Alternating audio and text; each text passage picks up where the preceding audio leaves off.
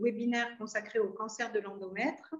Donc, les interlocuteurs qui vont se succéder ce soir font tous partie de la réunion de concertation pluridisciplinaire de cancérologie de la clinique du Parc Monceau. J'insiste sur le côté pluridisciplinaire qui assure la qualité de la prise en charge de nos patientes et vous verrez que chacun apporte son expertise qui est de plus en plus pointue. Voilà. Alors, pourquoi avons-nous décidé de parler des cancers de l'endomètre? Pour deux raisons.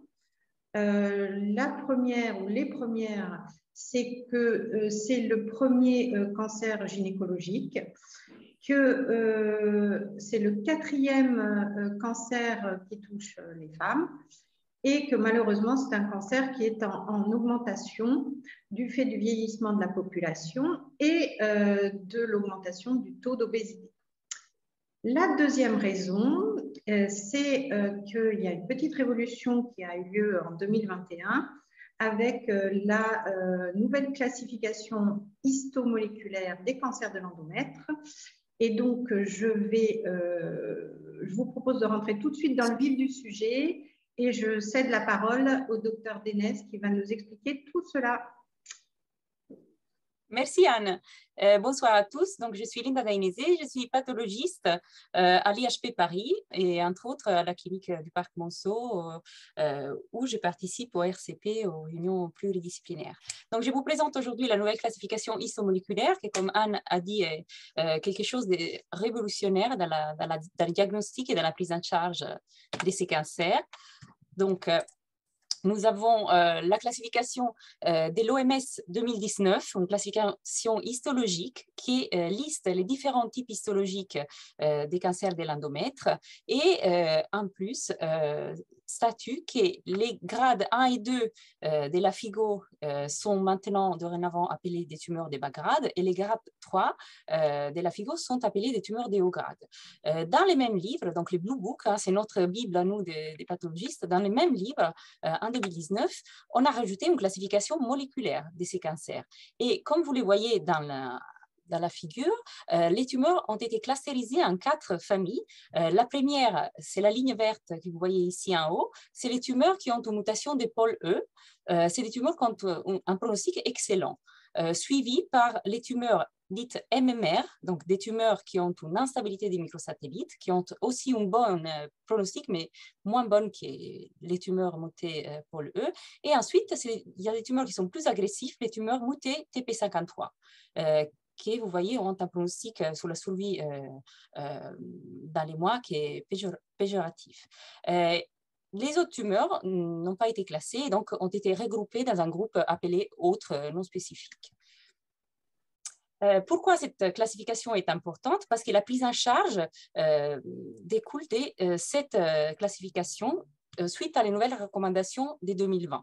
En particulier, les tumeurs qui sont mutées pôle E, c'est des tumeurs qui sont des meilleurs pronostics, répondent entre autres aux thérapies néoadjuvantes de façon beaucoup meilleure. Et donc, c'est des tumeurs qui ne nécessitent aucun traitement adjuvant, donc après la chirurgie.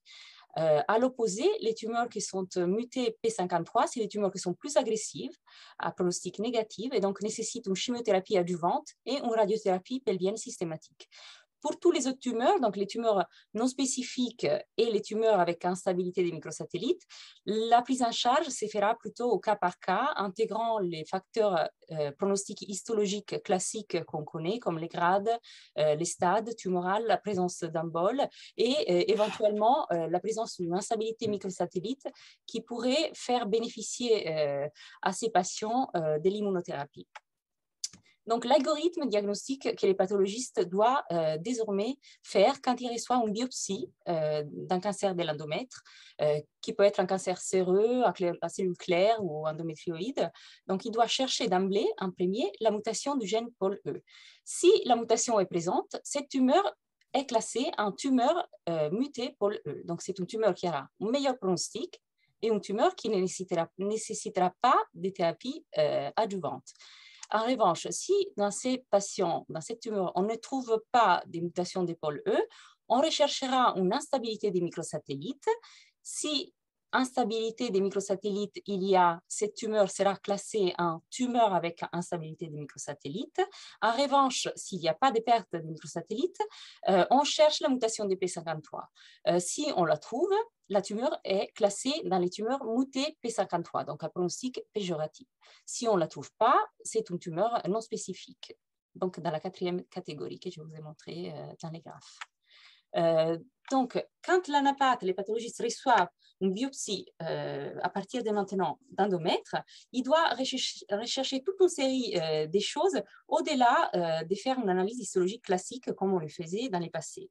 En particulier, on doit rechercher une mutation de P53, une mutation de pôle E, une instabilité des microsatellites, une amplification des HER2, et ensuite, dans des cas sélectionnés avec une histoire familiale, une prédisposition ou un doute clinique, éventuellement aussi des mutations au niveau des gènes BRCA1 et BRCA2. Le problème, c'est que les actes des biologies moléculaires comme la recherche de la mutation des pôles E et la recherche des mutations BRCA1 et BRCA2, c'est des actes qui ne sont pas à la nomenclature, donc ils ne sont pas remboursés par la sécurité sociale et donc il n'est pas possible pour les pathologistes de les auto-prescrire. Il faudra dans ces cas-là attendre que les cliniciens, soit l'oncologue, soit les chirurgiens qui prennent en charge la patiente, nous fassent une demande écrite pour que ces tests puissent rentrer dans les cadres des actes innovants. Donc, malheureusement, on est un peu frustré en tant que pathologiste parce qu'on peut faire les recherches d'immunohistochimie classiques, comme la mutation de P53, les MSI et les HER2, mais pôle E et BRCA1 et 2, on ne peut pas les faire d'emblée pour l'instant. C'est tout nouveau, donc on attend peut-être que cet acte-là passe à la nomenclature et donc qu'il soit remboursé par la sécurité sociale. Donc, pôle E, c'est un gène donc, qui est un prérequis qui change radicalement les pronostics et oriente la prise en charge de ces patients. On cherche la mutation en 5 hotspots principales. Nous, on la cherche au labo à l'IHP Paris, on la cherche par NGS et on retrouve ces différentes mutations exclusivement dans ces petites hotspots. Donc, c'est des points où les mutations sont les plus fréquentes. Donc, quel type de patientes on peut soupçonner et suspecter d'avoir une mutation des pôles E? Donc, c'est des patientes qui sont jeunes, qui ont un stade de maladie précoce au moment du diagnostic. Souvent, c'est des tumeurs de haut grade. C'est des tumeurs qui, histologiquement, ont un riche infiltrant inflammatoire intratumoral et des cellules géantes multinucléées. Souvent, c'est des tumeurs de haut grade, mais aussi des tumeurs de bas grade dans 6% des cas, et c'est des cancers endométrioïdes. C'est des tumeurs qui sont rarement MSI, c'est-à-dire c'est des tumeurs qui n'ont pas d'instabilité des microsatellites, et on peut retrouver dans ces tumeurs la mutation des P53, presque dans la moitié des cas, sans pour autant que cette mutation guide les pronostics de façon négative, puisque c'est des mutations, souvent, quand elles sont associées à pôle E, qui sont passagères et donc ont tendance à partir et à ne pas être péjoratives. Donc, ces types de patientes-là se retrouvent dans la ligne en haut verte, donc mutation de pôle E. Donc, c'est une tumeur qui a un pronostic excellent et une sensibilité accrue à la chimiothérapie. Donc, pour ces patientes-là, on verra après, mais normalement, on ne proposera pas des thérapies adjuvantes. Ensuite, quelles sont les patientes qui ont un déficit des microsatellites? Donc, les déficits des microsatellites peuvent se retrouver dans les tumeurs qui sont sporadiques ou bien dans des tumeurs dans le cadre d'un syndrome qui est le syndrome de Lynch. Cette instabilité des microsatellites est observée dans 25-30% des cancers de l'endomètre, surtout aussi des cancers de haut grade. Et souvent, cette instabilité des microsatellites est associée à des mutations dans des autres voies génétiques comme la voie des pays K3CA, qui peut être une autre cible thérapeutique. Donc, dans ces cas-là, la tumeur sera dans la deuxième ligne, celle-là en violet, donc les tumeurs avec instabilité de microsatellites. Donc, le pronostic est toujours assez bon par rapport aux autres cancers de l'endomètre. Ensuite, quel type de patiente sera susceptible d'avoir une mutation des P53 et donc d'avoir un pronostic péjoratif? Donc, c'est des femmes qui sont plus âgées. C'est des tumeurs de haut grade ou de bas grade de façon équilibrée. Ça peut être en bas grade, ça peut être en haut grade. Mais ce qui est important de savoir, de retenir, c'est que c'est des carcinomes séreux ou alors des carcinosarcomes avec une composante séreuse. Et c'est des tumeurs qui ont une mutation de P53 associée souvent à une amplification du gène HER2. Le pronostic est négatif, indépendamment du grade et du stade de la tumeur. Donc, ça nécessite, cette découverte des mutations, de prendre en charge les patients de façon plus agressive. Donc, HER2, c'est quoi? C'est quel cancer qui a une amplification d'HER2? Alors déjà, on la cherche parce que c'est un cible thérapeutique et donc c'est important de la signaler, la présence de cette amplification, puisque ça peut permettre d'avoir une option thérapeutique supplémentaire à un type de patient qui est souvent une patiente qui a un cancer à stade avancé et en rechute, donc un cancer agressif, qui est souvent un adénocarcinome séreux ou un carcinosarcome avec contingence séreux. Et si on retrouve cette mutation, les patients peuvent bénéficier d'un traitement particulier, donc d'une médecine personnalisée qui pourrait améliorer son pronostic.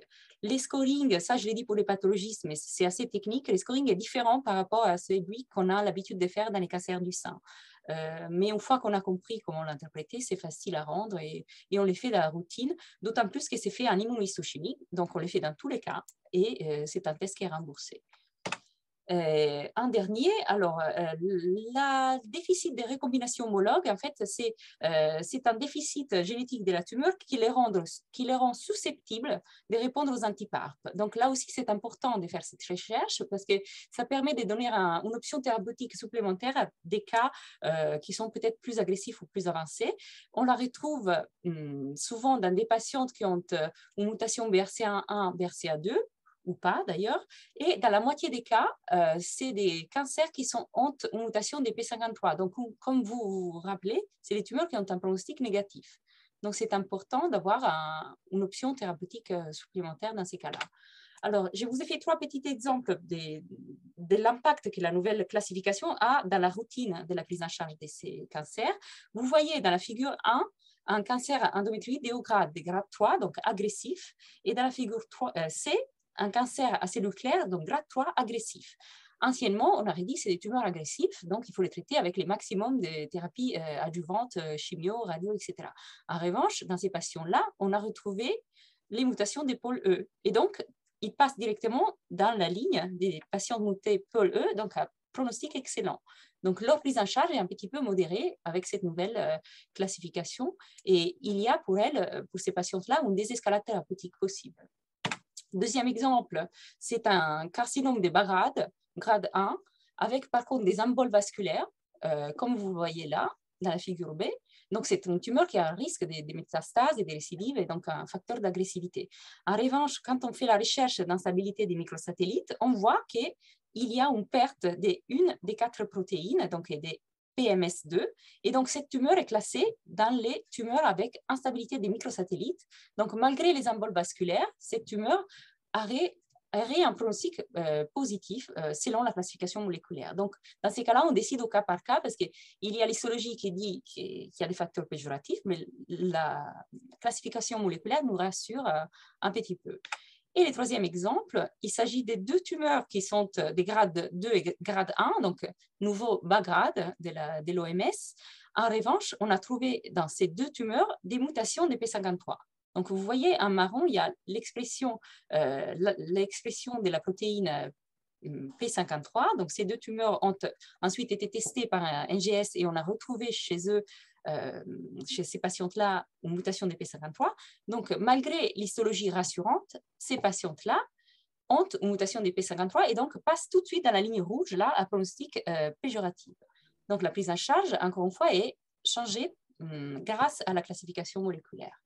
Donc, en conclusion, la nouvelle classification histomoléculaire est désormais intégrée dans la classification des tumeurs de l'OMS depuis 2019, représente une révolution dans la prise en charge des cancers de l'endomètre, puisque c'est un outil pronostique et theranostique. Les pathologistes doivent maintenant renseigner les chirurgiens et l'oncologue non seulement avec les critères histologiques et la classification histologique classique, les grades, les stades de la lympho-invasion, mais aussi doit rendre des informations concernant les statuts moléculaires de la tumeur, en particulier la recherche des mutations de P53, MSI, pôle E et HER2. Et enfin, la mutation de pôle E, on sait maintenant, selon l'algorithme que je vous ai présenté, c'est une mutation qui est recherchée d'emblée, donc en entrée. Donc, c'est un prérequis dans la nouvelle prise en charge.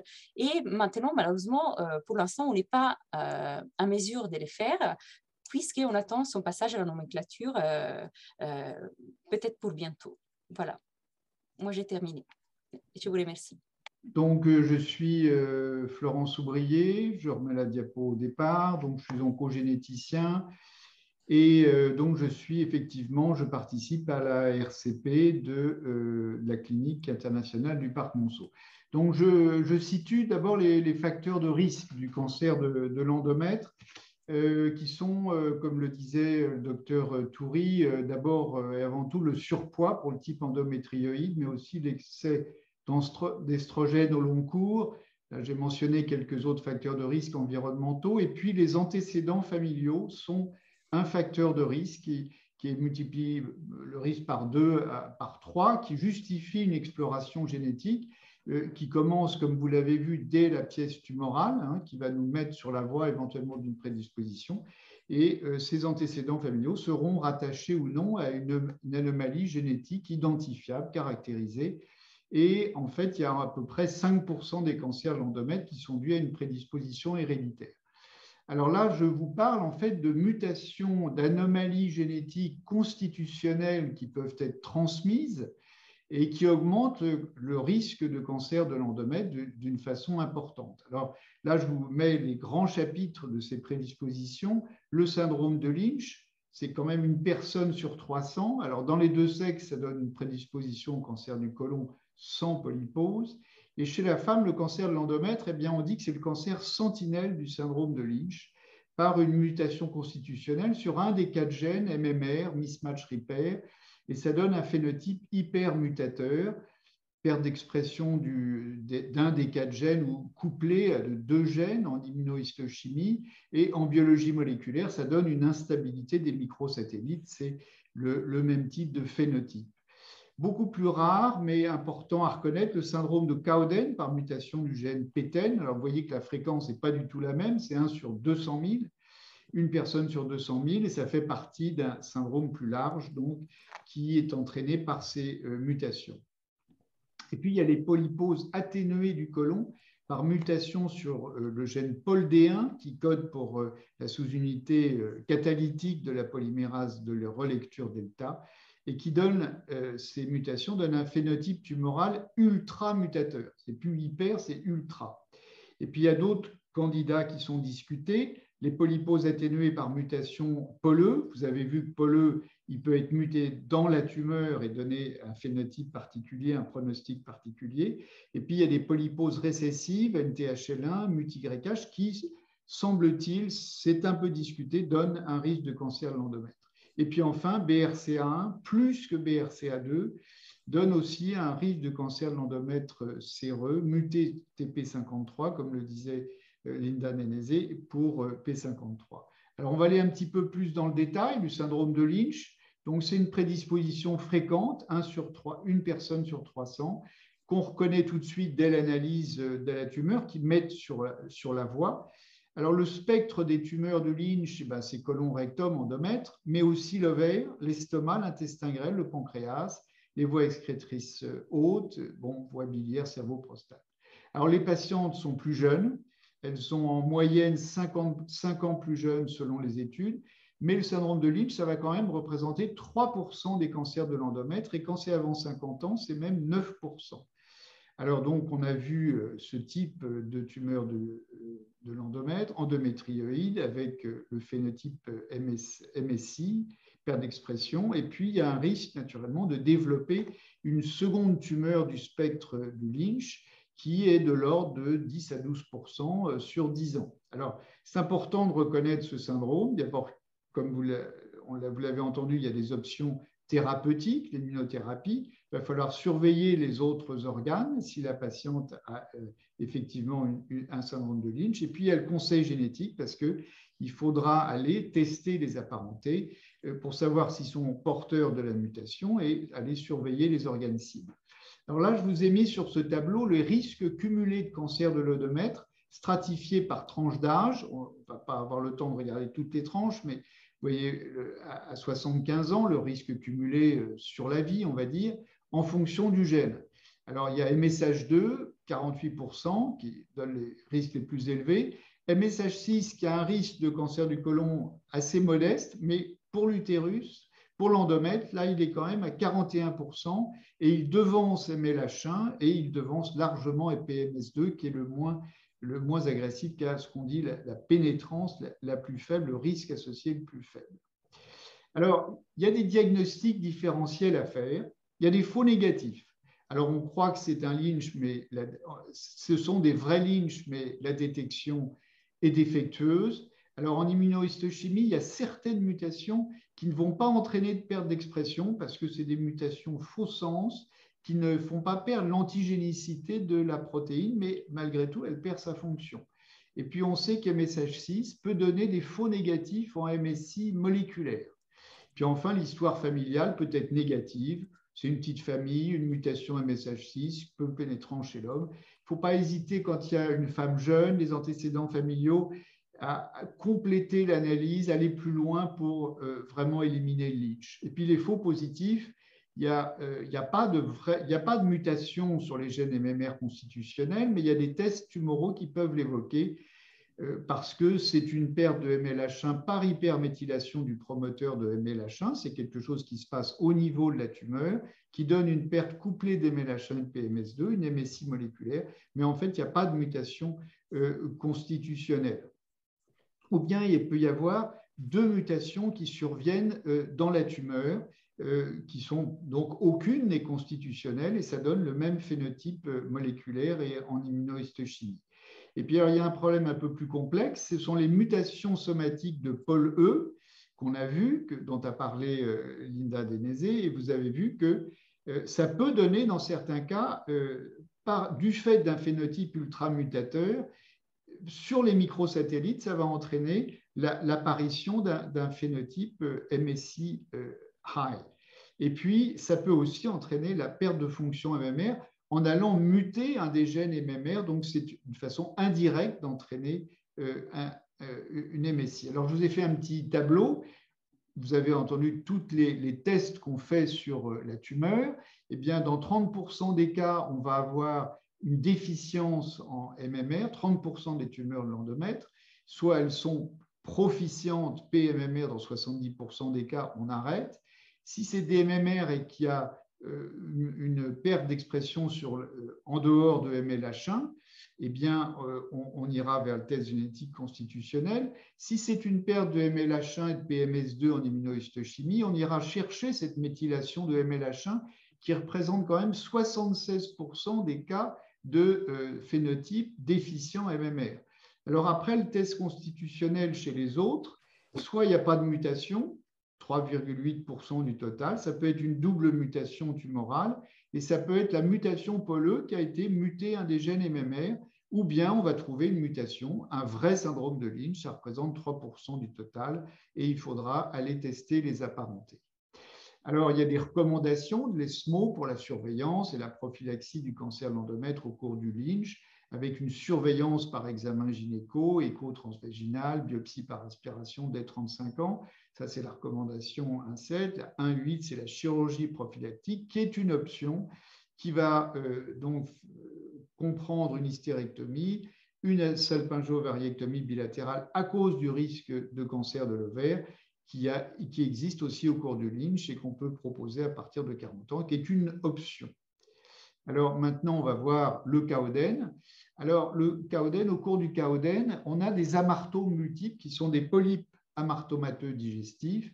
Et puis il y a des cancers qui surviennent au cours de Cauden, le sein, la thyroïde, l'endomètre, mais aussi le rein, le côlon, risque de mélanome, avec un risque cumulé pour l'un de ces cancers au cours de la vie, pour un Cauden, de plus de 85%.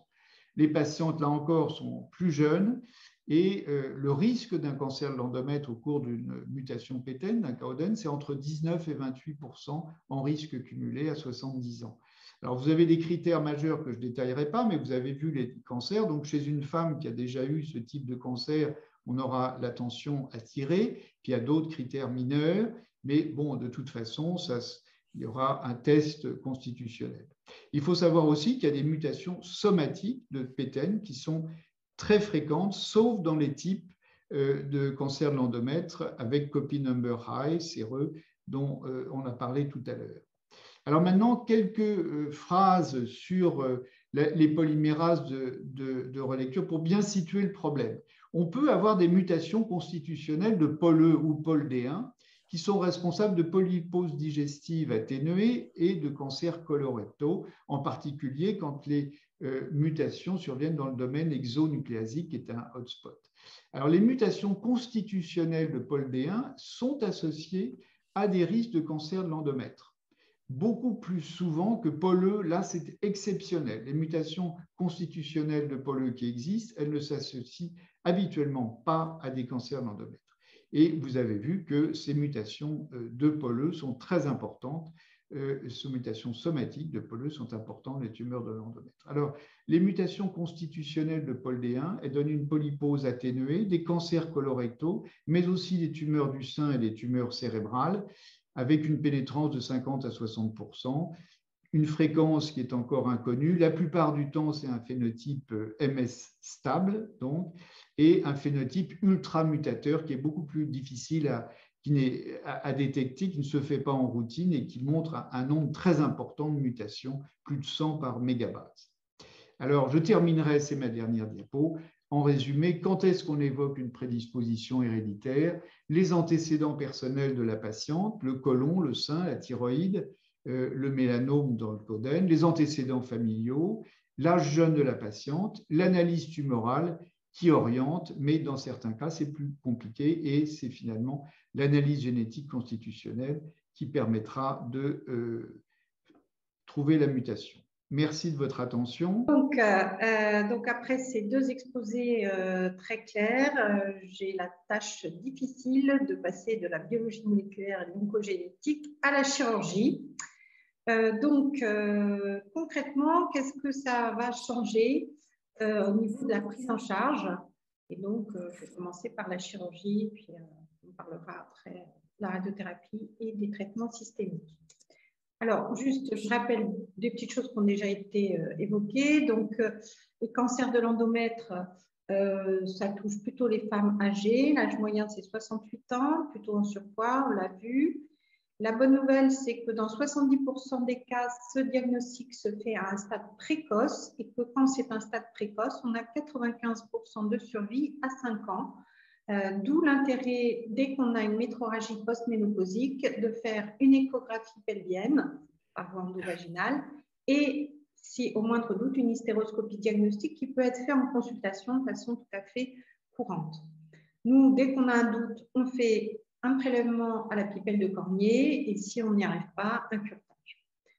En cas de cancer avéré, on fera un bilan d'extension qui repose principalement sur une IRM abdominopelvienne si possible et dans certains cas, un PET scanner.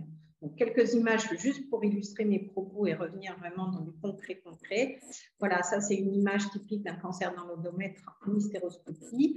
Je vous ai mis une petite photo de la pipelle de Cornier qu'on fait en consultation. C'est comme une petite paille qu'on va aller gratter l'intérieur de l'utérus. Et deux clichés d'IRM, un en stade 1 et l'autre en stade 4 avec une infiltration de la vessie. Alors, je m'auto-fais la promotion, la chirurgie, traitement de référence du cancer de l'endomètre. Ça peut même être le seul traitement, surtout dans les bas risques. Voilà, et cette chirurgie, elle repose principalement sur l'hystérectomie totale, donc on emmène le col avec ablation des ovaires et des trompes. Si possible, par célioscopie ou laparoscopie. Dans certains cas, on est obligé de faire des voies vaginales strictes ou des laparotomies, mais il faut vraiment essayer de favoriser la célioscopie. Le risque de cette chirurgie, c'est la dissémination péropératoire. Donc, on fait pas de manipulation, on ne met pas de manipulateur endo-utérin et surtout, on ne morcelle pas l'utérus. L'autre geste chirurgical, c'est l'omentectomie, qui ne sera réalisée que s'il s'agit d'un carcinome séreux ou carcinome indifférencié. Au niveau des gestes ganglionnaires, donc on a plusieurs niveaux d'exploration ganglionnaire, les ganglions sentinelles, les curages pelviens et l'ombo-aortique. Alors, quelles sont les indications de ces gestes?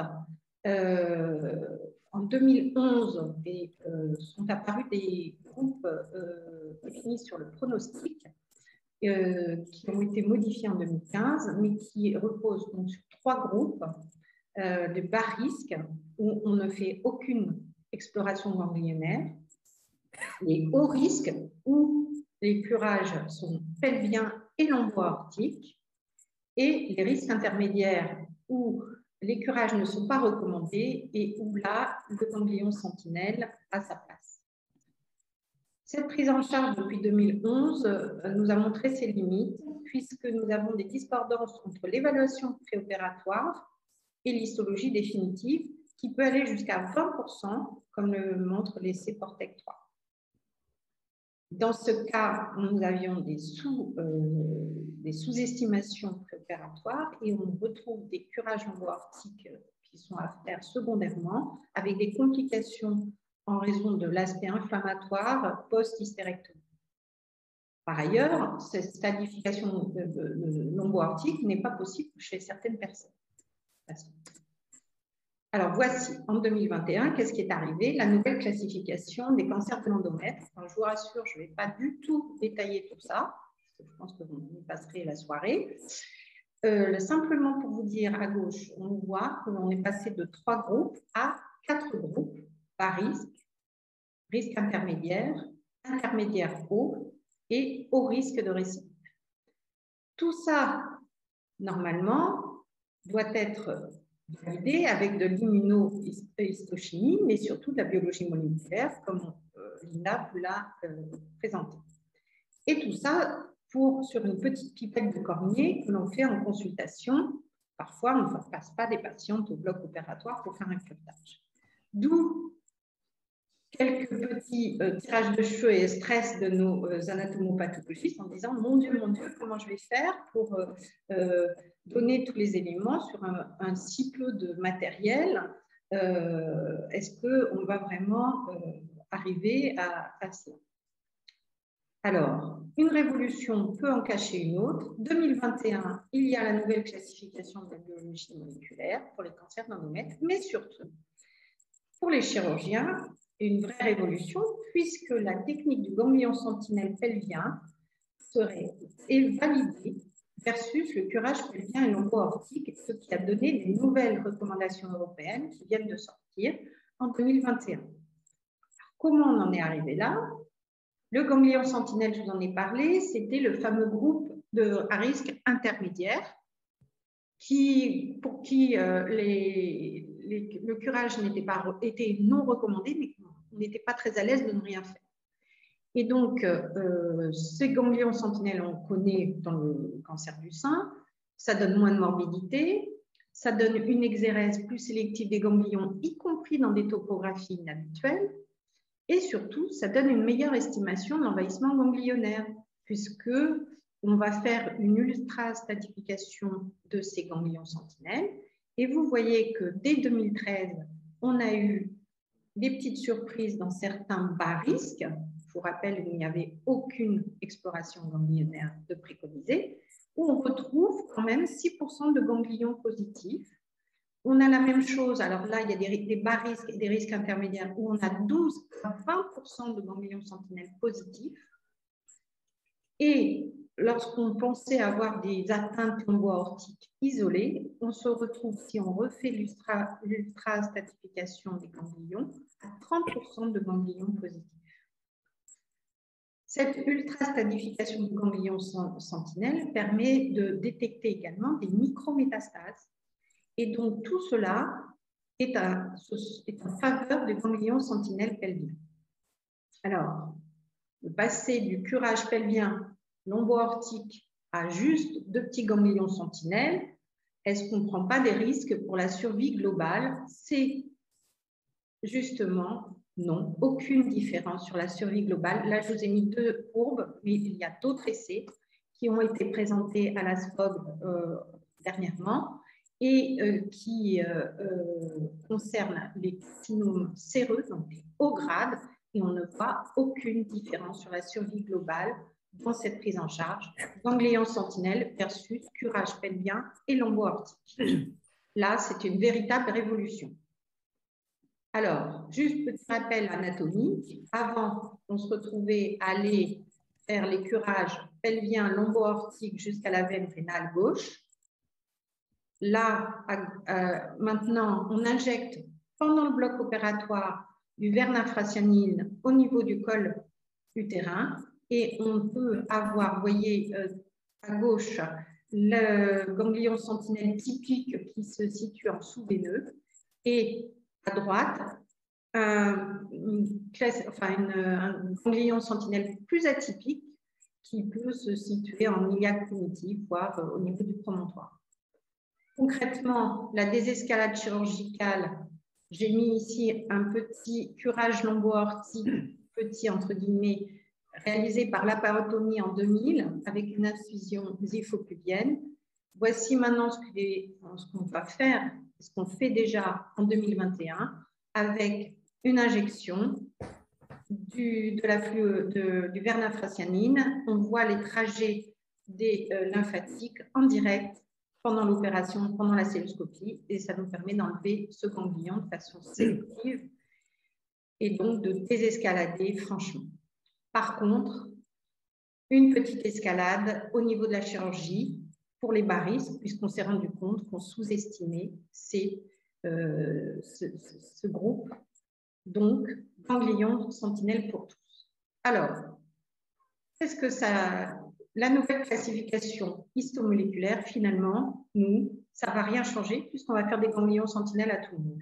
Et donc, Linda, tu vas pouvoir rester zen et ne pas faire des recherches sur des petits bouts de biopsie endométriale. La révolution chirurgicale, c'est donc l'hystérectomie totale non conservatrice avec ganglion sentinelle pour tous les cancers de stade précoce. Ça permettra une meilleure stratification tumorale et il y aura moins de morbidité. Restera une question qui va être source de discussion à RCP. Quid des ganglions sentinelles pelviens envahis alors qu'au TEP scanner, on ne voit aucun envahissement? Est-ce qu'il faudra faire quand même le curage lombo-aortique?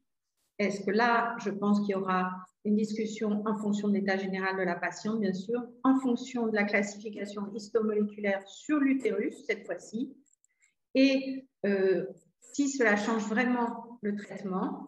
Et là, je vais céder la place à Christine Eméder pour la place de la radiothérapie et Hélène Hérin qui finira sur les traitements systémiques. Je vous remercie. Bonjour à tous. Alors moi, je suis Christine Eméder. Je suis radiothérapeute et oncologue radiothérapeute, puisque c'est la terminologie actuelle. Et je participe donc, moi aussi, à la RCP de la clinique Monceau, RCP, gynécologie et pathologie mammaire. Alors, juste pour aller dans le même sens que ce que vient de vous présenter Anne, en fait, il y a depuis de nombreuses années une désescalade dans la thérapeutique post-opératoire de ces tumeurs. Comme vous l'a dit Anne, le traitement de référence dans les cancers d'endomètre, c'est la chirurgie. 80% des patientes ont un stade 1 et il va donc être extrêmement important de bien différencier les risques liés à ces stades peu élevés par rapport à donc un risque de récidive. Et avant même la classification moléculaire, on a déjà beaucoup désescaladé. Là, je vous montre ici ces patientes qui, par exemple, avaient un stade FIGO 1B de grade 1-2. Il y a une 10-15 ans, ces patientes, elles avaient systématiquement de la radiothérapie associée à une curithérapie. Grâce à ces différents essais qui sont listés ici, on a montré que chez ces patientes, à risque intermédiaire ou même à risque intermédiaire élevé si elles étaient N-, eh bien, on a montré que chez ces patientes, le risque de récidive siégeait dans la très grande majorité des cas au niveau de la cicatrice de colpectomie. Et on a ainsi pu montrer dans ces essais randomisés que la curithérapie faisait aussi bien que la radiothérapie externe. Et donc, on a désescaladé, puisque ces patientes maintenant ne sont plus traitées que par curithérapie vaginale prophylactique, Je vous rappelle que cette curithérapie, c'est une curithérapie qui ne nécessite aucune hospitalisation, qui est faite maintenant en ambulatoire, et on fait 4 séances de curithérapie à raison d'une séance par semaine. Et donc, vous imaginez bien que les effets secondaires et les complications sont beaucoup moins importantes lorsque une simple curithérapie a été effectuée. En revanche, toujours dans des stades qui sont des stades 1 ou 2, mais des stades à risque élevé, et on vous l'a montré à travers ces différents exposés, la mutation P53 représente un facteur de risque important.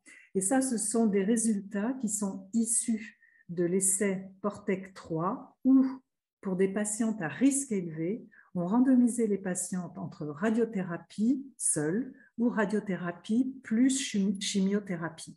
Et vous voyez que dans ce groupe de patientes avec la mutation P53, il y a une amélioration significative de la survie sans récidive et de la survie globale lorsqu'on associe à la radiothérapie de la chimiothérapie. Donc, avec des stades FIGO identiques, on se retrouve finalement avec des attitudes thérapeutiques qui sont tout à fait différentes.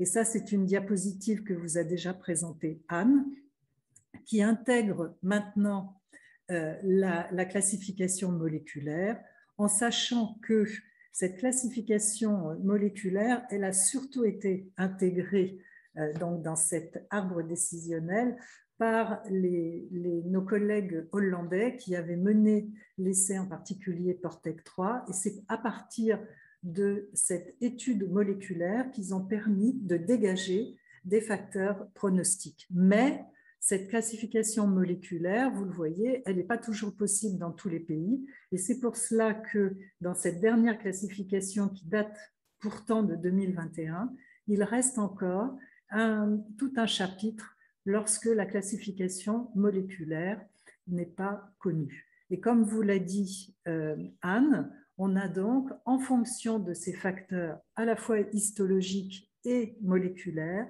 eh bien, des groupes de risques qui sont très différents. Alors, est-ce que ça a changé quelque chose pour nous? Oui, et ça, Linda vous l'a très bien exposé. Les patientes, on était déjà dans de la désescalade pour les stades précoces, puisque je vous rappelle que ces patientes, maintenant, lorsqu'elles ont un risque faible ou intermédiaire, elles ont soit rien, soit juste une curithérapie. Et bien maintenant, il y a un groupe de patientes qui ont une mutation pôle, qui passent dans le groupe faible, à faible risque, et qui peuvent donc bénéficier d'une simple surveillance. Donc là, ça fait partie des patientes pour lesquelles on a énormément désescaladé. À l'inverse, les patientes qui ont une mutation P53, qui là sont dans le groupe à haut risque, là on sait, et vous l'avez vu dans la diapositive, une des diapositives précédentes, qu'elles vont bénéficier d'une radiochimiothérapie, qu'elle se fasse soit dans le cadre du protocole PORTEC 3 ou d'une radiochimiothérapie séquentielle, mais ces patientes-là, il faut clairement intensifier leur traitement. Le souci, c'est celles qui sont dans le stade intermédiaire. Comment va-t-on les traiter?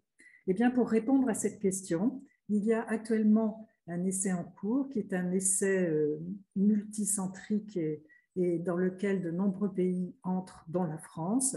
C'est l'essai PORTEC 4 qui va, en fonction, donc dans ce groupe de patients à risque intermédiaire haut, qui va donc bénéficier soit d'une curithérapie versus un traitement personnalisé. Donc l'idée, c'est dans ce groupe de patientes de déterminer, d'intégrer la classification moléculaire, qui va donc là encore, c'est pour ça que ça se complique, dans ce groupe à risque intermédiaire haut, eh bien, il va y avoir des malades favorables, défavorables, et puis les malades intermédiaires. Eh bien, ces patientes, elles vont être randomisées, soit avec un traitement standard qui, en l'occurrence, est la curithérapie vaginale, soit un traitement qui va être adapté à l'analyse moléculaire Et en fonction donc, du groupe favorable, intermédiaire ou défavorable, eh bien, vous voyez que le traitement peut comporter soit rien du tout, soit une curithérapie, soit une irradiation externe. Et l'endpoint, l'analyse, va se faire sur les récidives vaginales à 5 ans. Il faut 500 patientes et donc il faudra attendre un petit peu avant de savoir quel va être le meilleur traitement pour ces patientes qui sont dans ce groupe donc intermédiaire. Donc, pour conclure, vous voyez que déjà, on avait commencé à désescalader la thérapeutique post-opératoire dans les tumeurs de l'endomètre. L'intégration du profil moléculaire, ça Anne l'a dit aussi, vous avez vu le tableau, ça complexifie quand même un peu les choses. Il y a de nombreuses options. Ce qui est clair, c'est que les patientes qui sont à haut risque ont besoin de chimiothérapie et de radiothérapie. Les patientes qui ont un très bon pronostic, elles ont besoin de rien du tout. Et puis, pour les risques intermédiaires élevés, eh bien, il faudra attendre les données du PORTEC 4 qui sont ces données en attente puisque les patientes sont actuellement en cours de randomisation. Voilà, je vous remercie. Donc, je suis le docteur Hérin, je suis oncologue médicale à la clinique du Parc Monceau et je participe à la RCP. Donc, hop, alors, je vais y arriver, voilà. Donc, je vais vous parler des nouveaux traitements systémiques en adjuvant et en néoadjuvant en fonction de cette classification moléculaire. Donc, d'abord, en adjuvant, on a donc 15% des patientes qui sont à haut risque de rechute et donc, c'est les principales, enfin, c'est les seules finalement pour lesquelles on va avoir une indication à faire une chimiothérapie adjuvante. Donc, la nouvelle classification comporte 100 et avec le nouveau statut moléculaire. Donc, là, l'étude qui a permis de savoir s'il y avait une indication de chimiothérapie pour ces hauts risques associés à la radiothérapie, c'est PORTEC 3, qui est une étude qui est sortie récemment, qui est une phase 3, randomisée, 660 patientes, après chirurgie complète, qui comportait 47% de stade 3. Alors, juste pour vous noter que le stade 3, c'est lorsque c'est une maladie qui est qui est en extension loco-régionale, qui comportait 29% de patients qui étaient non endométrioïdes. C'est important, ce caractère endométrioïde et non endométrioïde, et qui étaient en bon état général. Donc, l'indication, cette étude essayait de savoir justement s'il y avait un risque de rechute ou de décès plus important sans chimiothérapie. Donc là, je vous ai mis plusieurs courbes. Donc là, on a la population générale sur toute la population. Donc on a une réduction, c'était une étude qui était positive, donc il y avait une réduction du risque de rechute et de décès qui était de 30% dans la population générale. Mais en fait, on s'est rendu compte que c'était surtout sur les stades 3 que c'était important. Parce que sur les stades 3, on a une réduction du risque de décès de 37% et du risque de rechute de 39%. Et pas de bénéfice pour les stades endométrioïdes 1 et 2, puisqu'il y avait des stades endométrioïdes 1 et 2 qui étaient inclus dans cette étude, puisqu'avant, dans la précédente classification, lorsqu'on était au grade de stade 1 ou un stade 2, on pouvait bénéficier de chimiothérapie. Les non-endométrioïdes aussi bénéficiaient d'une adjonction de chimiothérapie. Et avec la classification moléculaire, qu'est-ce que ça change? Donc, il y a 97% des patients de cette étude qui ont pu avoir une analyse moléculaire. Donc, on a recherché POL-E, on a recherché une déficience dans le système NMR, la mutation P53, et il y a un sous-groupe qui n'avait pas de mutation. Donc, on remarque que sur ces deux courbes, donc la première qui est sur le risque de rechute et la deuxième sur la survie globale, que pour les mutés POL-E, donc cette courbe en bleu qui n'a quasiment pas de risque de rechute et quasiment pas de risque de décès lié à la maladie, quel que soit le stade de la maladie et quel que soit le type histologique. Pareil, si on regarde la mutation P53 qui est tout en dessous, donc c'est en rouge sombre, par contre, le risque de rechute à 5 ans est en dessous de 50% et le risque de décès est aux alentours de 50% à 5 ans, ce qui montre deux sous-groupes qui n'ont pas du tout le même pronostic. Et si on regarde en fonction du traitement reçu, donc ça c'est la courbe que Christine a déjà montrée pour les mutés P53, donc le risque de rechute il est diminué de 48% en faveur du bras chimiothérapie pour les patients mutés P53, quel que soit leur stade et quel que soit leur type histologique. D'où le changement de paradigme avec ce qui était avant, donc les mutés P53, des mêmes petits stades, intérêt de faire une chimiothérapie. Par contre, si vous voyez sur les pôles E, eh bien finalement, quel que soit le stade, quel que soit le type histologique, il n'y a pas vraiment d'intérêt à faire de chimiothérapie en plus. Et pour ces autres sous-groupes, ça rejoint finalement ce qui est vu sur la population générale, plutôt des stades 3. Donc là, actuellement, la chimiothérapie adjuvante, pour qui elle est recommandée, les stades 1 et 2, endométrioïdes, la chimiothérapie adjuvante n'est pas recommandée, excepté pour les patients qui sont mutés P53. Et pôle E, c'est un argument contre la chimiothérapie adjuvante. Pour les stades 1 et 2 non endométrioïdes, c'est-à-dire les cellules claires, les séreux de haut grade, la chimiothérapie adjuvante peut être considérée sur les petits stades, puisque sur cette étude, il reste, sur l'étude PORTEC 3, on voyait un bénéfice. Et sur les stades 3, donc ceux qui ont une invasion loco-régionale, la chimiothérapie adjuvante est recommandée, quel que soit le sous-type histologique. S'il y a une mutation pôle E, sur les recommandations européennes, ils ne se prononcent pas vraiment, puisque, en fait, il est encore nécessaire de faire d'autres études. En métastatique, est-ce qu'il y a un changement lié à la classification moléculaire?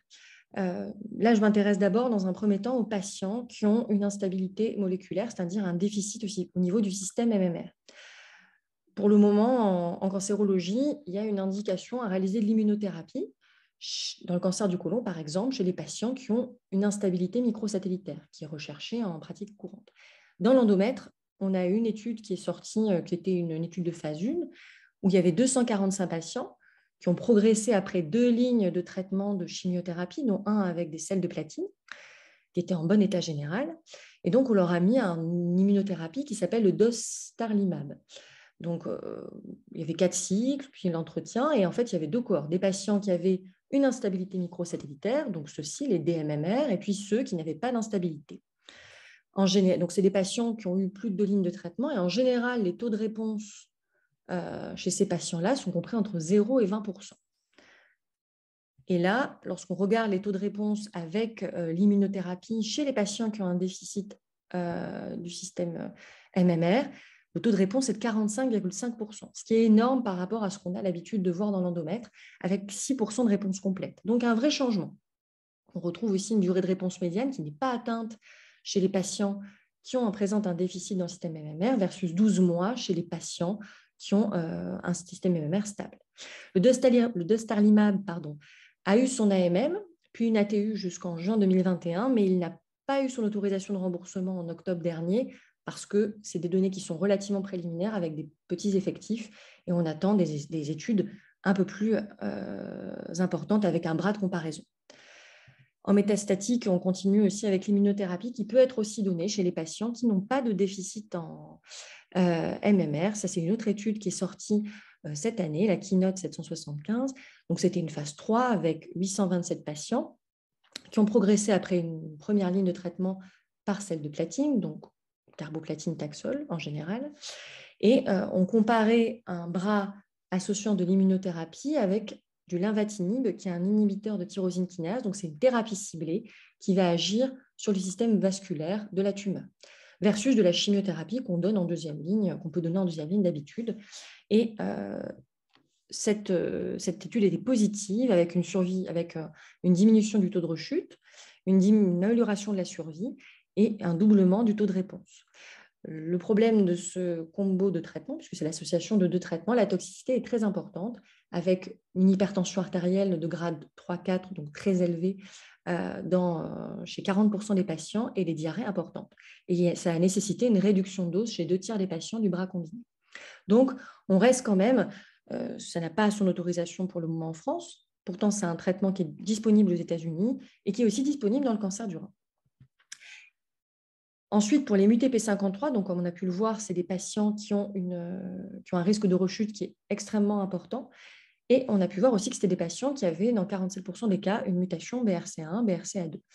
D'où l'intérêt de se dire, est-ce qu'après une première ligne de traitement, on n'aurait pas indication à mettre un traitement d'entretien pour éviter la récidive?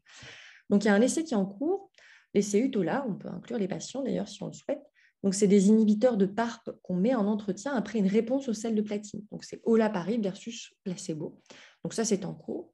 Et puis, il y a un autre essai qui est en cours suite à un essai de phase 1, qui cible un régulateur du cycle cellulaire, qui est WEE1, puisque en fait, le cycle cellulaire a 2 régulateurs, P53 et WEE1. Lorsqu'on est muté P53, il y a un des 2 régulateurs qui ne fonctionne pas. Et si on inhibe WEE1, en fait, on bloque le fonctionnement de la cellule. Et donc ça, c'est une molécule qui est assez promettrice. Et puis enfin, on a d'autres cibles moléculaires qu'on peut rechercher. La mutation ARID1A, pour laquelle il y a des études qui sont en cours. On a l'amplification d'HER2 dont on a déjà parlé au début avec Linda, qui est déjà recherchée en pratique courante et pour laquelle, pour le moment, on n'a pas l'autorisation de mettre de thérapie anti-HER2 hors essai clinique, mais on a déjà des premiers signaux sur des petites études d'efficacité d'association d'herceptine qu'on met déjà dans le cancer du sein avec de la chimiothérapie. On peut rechercher aussi des mutations FGFR1, 2 et 3, c'est des mutations qui sont trouvées dans 15 à 20% des cancers de l'endomètre et qu'on peut associer avec, actuellement, il y a un essai en cours où on l'associe avec de l'immunothérapie en énième ligne des cancers de l'endomètre. Et enfin, dans le cancer de l'endomètre, on peut aussi mettre de l'hormonothérapie. Et à l'instar des cancers du sein, il y a des essais qui montrent des premiers signaux d'une efficacité des inhibiteurs de CDK4, CDK6, qui pour le moment, leur autorisation en première ligne des cancers du sein hormonodépendants. Voilà, je vous remercie de votre attention.